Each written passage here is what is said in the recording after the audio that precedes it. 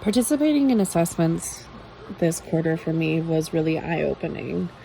I love any class that's going to allow me to take up to 30 minutes to an hour just to allow myself to create. That was rejuvenating, incredibly supporting, and I didn't realize how much I needed it until I got it, until I was in it.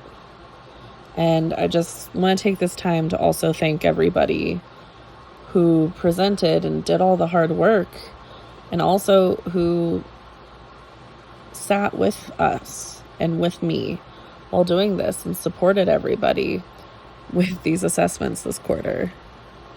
So thank you. That being said, some assessments I really enjoyed and some were very difficult for me. The assessments that were a little bit more challenging were the bird's nest drawing and the house tree person. I'm not 100% sure why the house tree person was so difficult for me, but the bird's nest drawing brought up a lot of unhealed attachment wounds that I thought I had soothed. I thought I had at least applied the shea butter, but in those moments of working on that drawing, it felt raw. It was really difficult. And there was nothing about the presentation that was off. It was incredibly informative and supportive, and I really enjoyed being a part of the presentation, but when it became a part of doing the assessment, sitting down and fully committing to it, I struggled. On a brighter note, I absolutely loved the person picking an apple, the bridge drawing, and the draw a story. These, for me, felt so good. I'm not 100% sure why it was these that just connected with me and allowed me to explore and engage so deeply, but they did. Because they connected so deeply with me, I took them into my practice with clients. I have 3 separate teenage clients currently who are incredibly guarded and resistant. And every time I give them an art experiential, there is a lot of focus on the product rather than the process. And it was only when introducing these assessments that they dropped the understanding of needing to hold the product with such high esteem. They could just get into the process. I saw a client I've seen for about 6 sessions finally find flow state, and she began to open up to me.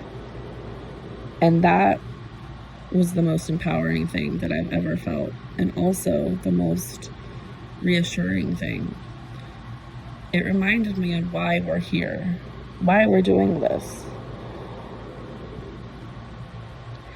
When we think about cultural consideration around assessment, I believe that art therapy really bridges assessments and culture, because we are, as people, are able to bring in our entire history, our culture, our spirit, our religion, our trauma, our joys, our past, our future, all of it into our art.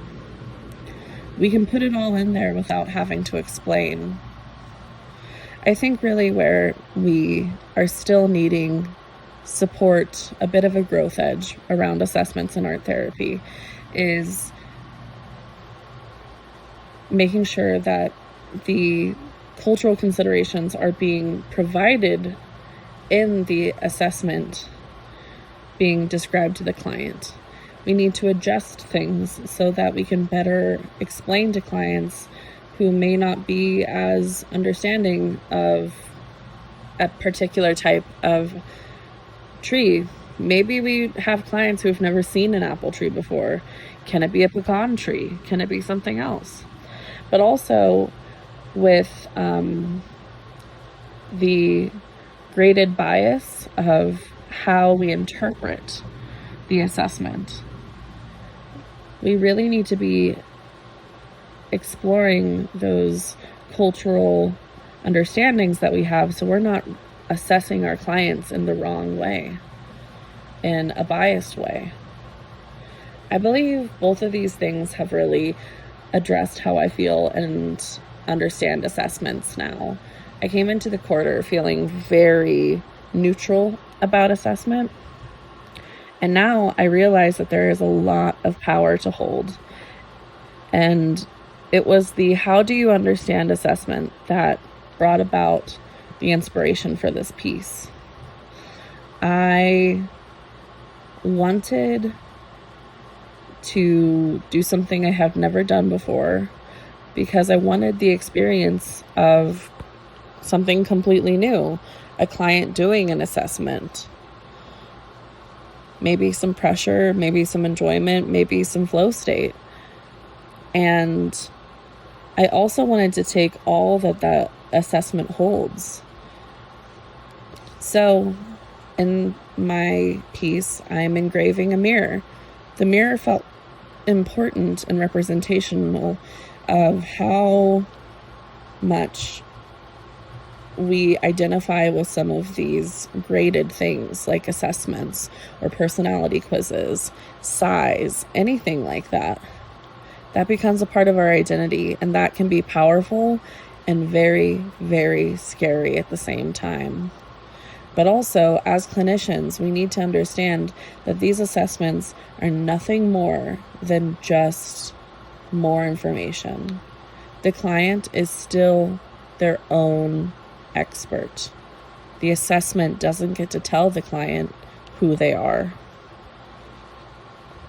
So the mirror also represents us, our own reflection on the relationship, how we're showing up for clients, on how we show up in our own assessments. We hold the power in this, and that is a tricky thing to hold while also support. The hands represent healing and care, literally holding what the client needs you to, providing the space. And the spider web shows us all of the different things that connect. Not only are we someone who supports the weaving, we are the dedicated spiders in our clients' lives. We weave, we remove the bugs, all of it. But we also allow for exploration between the lines, between each golden thread of spider lace.